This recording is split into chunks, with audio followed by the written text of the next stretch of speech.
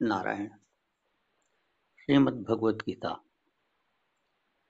दूसरा अध्याय, 57, 58, 59वां श्लोक। स्थित प्रज्ञ के लक्षण की चर्चा चल रही है। अर्जुन ने पूछा था, स्थित प्रज्ञस्य का भाषा समाधिस्थस्य केशव स्थित धी किम प्रभाषेत किम आसीत व्रजेत किम। उसी का उत्तर दे रहे हैं। तो 57वें श्लोक में कह रहे हैं, यह सर्वत्रानभिस्नेहस्तत्प्राप्य शुभाशुभम नाभिनंदति न द्वेष्टि तस्य प्रज्ञा प्रतिष्ठिता। कहते हैं, स्थित प्रज्ञ वह है जो जिज्ञासु साधक देह इत्यादि सभी वस्तुओं में अभिस्नेह अर्थात आसक्ति नहीं रखता और प्रारब्धानुसार शुभ वस्तु को प्राप्त कर हर्षित नहीं होता तथा अशुभ को प्राप्त करके द्वेष नहीं करता, दुखी नहीं होता। उस साधक की प्रज्ञा स्थिर होती है। साधक के स्तर की बात यहाँ पर अभी चल रही है, सिद्ध की बात यहाँ पर नहीं है। इस श्लोक में यह शब्द साधक के लिए आया है, सिद्ध के लिए नहीं। तो वह मुनि सर्वत्र देह में, जीवन इत्यादि में, भोगों में आसक्ति से रहित है। इसलिए शुभ वस्तु को प्राप्त करके वह प्रसन्न नहीं होता और अशुभ को प्राप्त करके दुखी नहीं होता। तो इस प्रकार ये हर्ष विषाद से रहित साधक की विवेकजन्य प्रज्ञा स्थिर होती है। तस्य प्रज्ञा प्रतिष्ठिता, उसकी प्रज्ञा स्थिर समझी जाती है, उसकी बुद्धि स्थिर समझी जाती है। ज्ञान निष्ठा के 3 साधन हैं, तीव्र वैराग्य, तीव्र जिज्ञासा और तीव्र तत्परता। किंतु ये सब भी इंद्रिय निग्रह पूर्वक होने चाहिए, अन्यथा समाधि में विघ्न हो जाएगा। अतः इंद्रियों को उनके विषयों से हमेशा रोकते रहना चाहिए। रागी व्यक्तियों का संग नहीं करना चाहिए। राग भी इतना बुरा नहीं है जितना कि रागी व्यक्तियों का संग है। अतः विषयों से तो दूर रहना ही है, विषयों का संग करने वालों से और अधिक दूरी बनाकर रहनी है।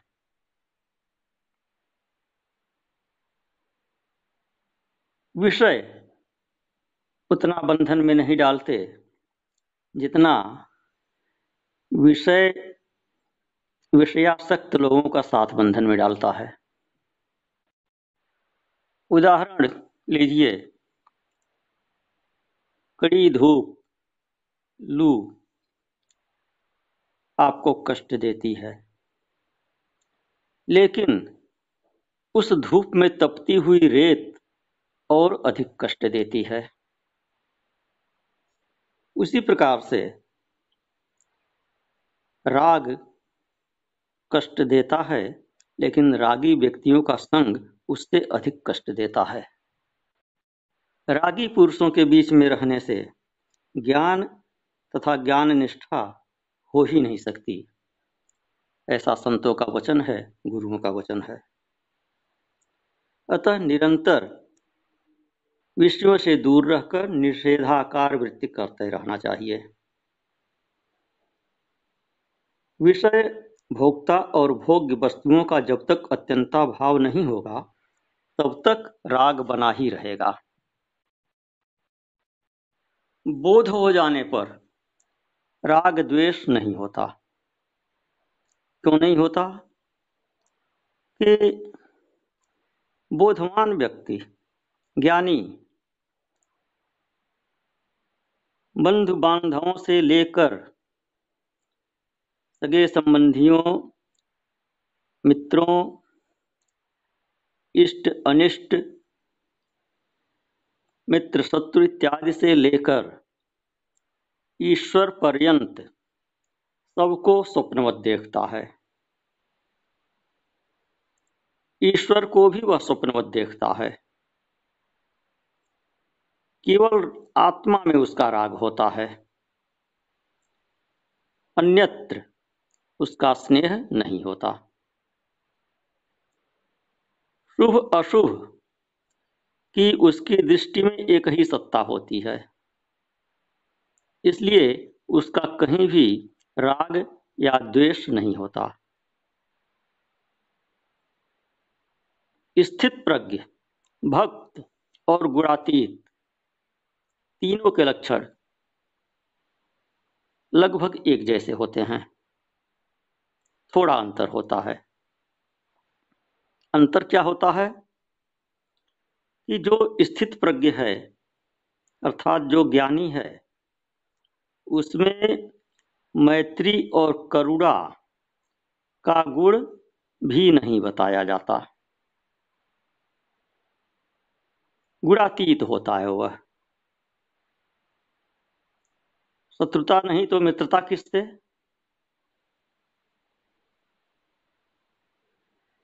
क्रोध नहीं तो दया किस पर?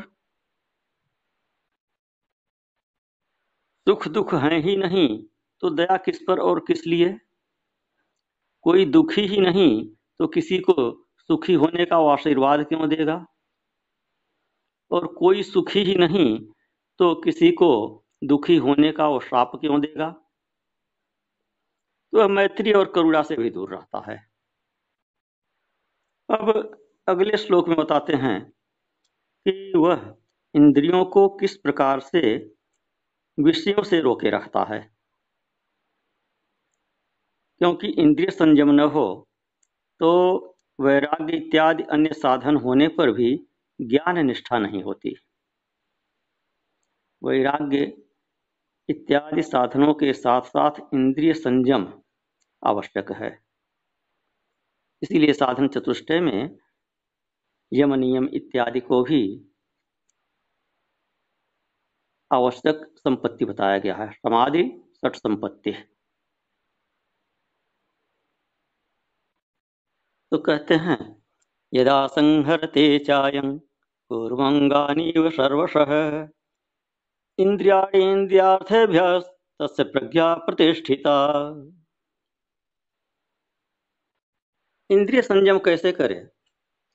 जैसे कछुआ अपने अंगों को समेटता है वैसे ही जब ज्ञान निष्ठा में प्रवृत्त साधक सभी प्रकार से इंद्रियों के विषयों से इंद्रियों को समेट लेता है तब उसकी प्रज्ञा स्थिर होती है।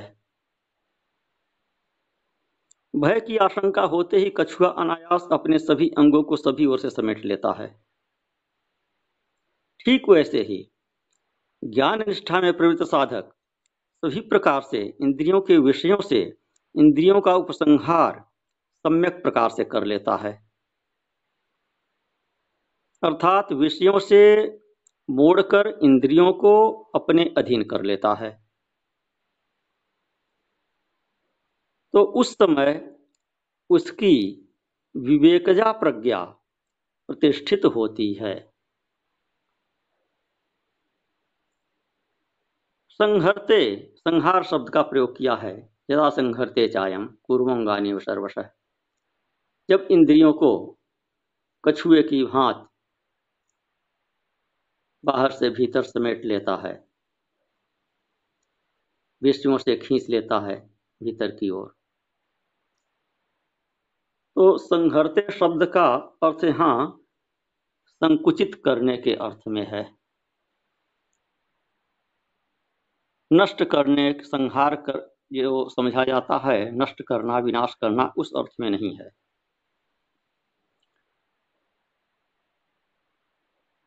तो जब अत्यंत दृढ़ बना लेता है अपने इंद्रिय निग्रह को, तब उसकी प्रतिष्ठा, तब उसकी प्रज्ञा प्रतिष्ठित होती है।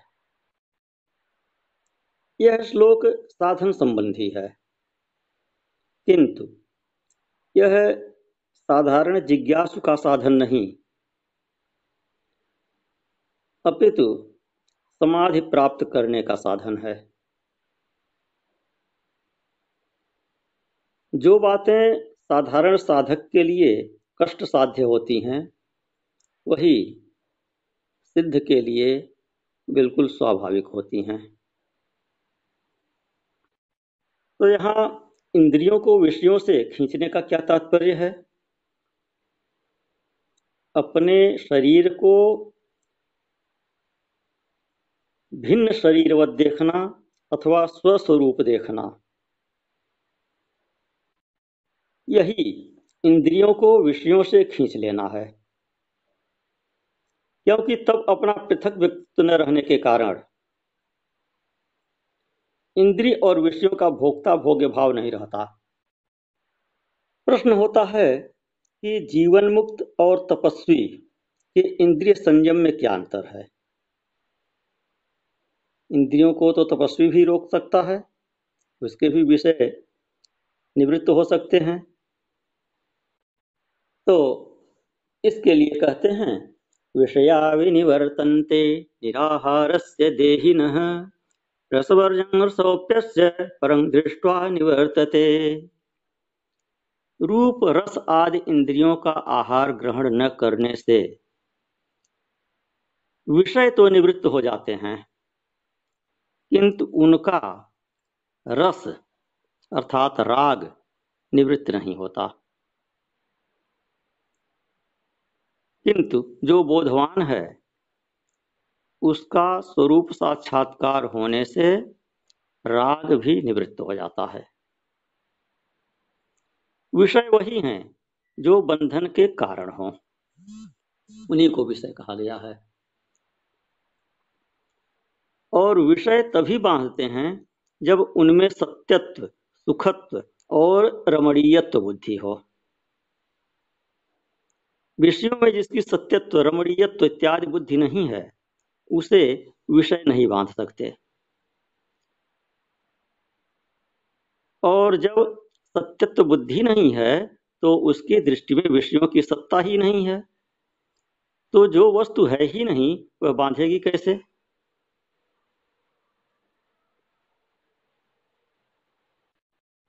यहाँ तपस्वी से आशय ज्ञानी तपस्वी से नहीं है, ज्ञान मार्गी तपस्वी से नहीं है। यूं ही मूर्खता पूर्वक शरीर को तपाने वाले तपस्वियों से है। तो उसी के लिए कहते हैं कि इंद्रियों के द्वारा विषयों का ग्रहण न करने वाले कठोर तप में स्थित मूर्खधारी के भी विषय मिट जाते हैं, किंतु विषयों में उनका राग नहीं मिटता। राग का नाश तत्व दर्शन के बिना नहीं होता। विवेकहीन तपस्वी हठपूर्वक विषयों से चित्त को रोकते हैं, परंतु कुछ दिन बाद पुनः घोर विषयी हो जाते हैं, ऐसा देखा जाता है।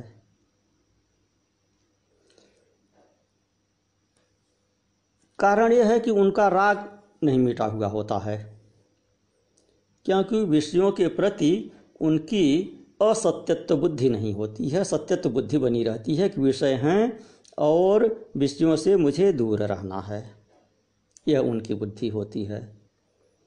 और जो विवेकवान है, उसकी बुद्धि यह रहती है कि विषयों से मुझे दूर तो रहना है, किंतु यह भी निश्चय कर लेना है कि ये विषय है ही नहीं। तो वह जो दूरी बनाते हैं तो उनकी दूरी स्थिर हो जाती है, वह विषयों की ओर पुनः उन्मुख नहीं होते हैं, क्योंकि उनकी दृष्टि में विषय का अस्तित्व ही नहीं होता। और जो ऐसे ही कोरे तपस्वी होते हैं उनका मन बाद में फिर विषयों की ओर चला जाता है, क्योंकि उनकी बुद्धि में विषय का अस्तित्व बना रहता है। उसी प्रकार से जैसे कि मृगमरीचिका की वास्तविकता जानने पर, मरुभूमि में चमकते हुए बालू की वास्तविकता जान लेने पर उसमें जल का भ्रम नहीं होता है। जब ज्ञान हो जाता है तो वहाँ जाकर जल पाने की इच्छा नहीं रहती, और जब तक यह ज्ञान नहीं हुआ होता है तब तक वहाँ जाने की इच्छा होती है। तो मूर्ख को यह ज्ञान नहीं हो पाता है कि वहाँ पर जल नहीं है, केवल बालू है। इसलिए वह विषयों को, अपनी दृष्टि को, इच्छा को रोके रखता है और बाद में पुनः यह सोचकर कि वहाँ जल है और उसको पीने के लिए वो लालायित हो सकता है। तो ज्ञानी के लिए या तो विषयों की सत्ता ही नहीं है या विषय उसके अपने ही स्वरूप हैं। तो जब अपने से भिन्न कुछ है ही नहीं तो उन्हें पाने की इच्छा उत्पन्न होने का भी प्रश्न नहीं होता है। अतः ऐसा अभ्यास करना चाहिए कि सब कुछ मेरा ही स्वरूप है। किंतु इस अभ्यास का अधिकारी वही है जिसे ठीक ठीक बोध हो गया है, अन्यथा उसका घोर पतन हो जाएगा, भोगों में फंसने की संभावना रहेगी। और ज्ञान हो जाने के उपरांत भी अभ्यास जारी रखना चाहिए।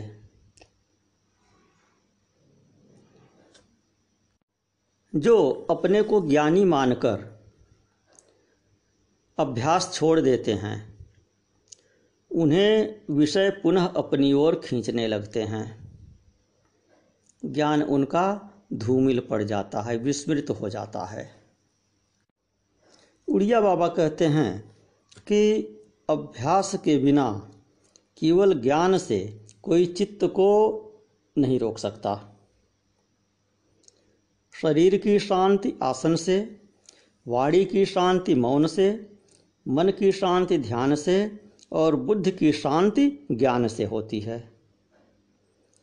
ज्ञान होने पर मन का बोध होता है, मन का नाश नहीं होता। इसलिए उपासक या बोधवान सभी को मन की शांति के लिए नित्य ध्यान करना ही होगा। शांति आत्मानुराग से होगी, आत्मज्ञान से नहीं। अनात्मबुद्धि शैथिल्यम फलं ध्यानात् दिने दिने पश्यन्नपि चेध्यायेत् को परोस्मात् पशुर्वद। इतना सब जानकर भी कोई यदि अभ्यास न करे तो उससे बड़ा पशु और कौन है।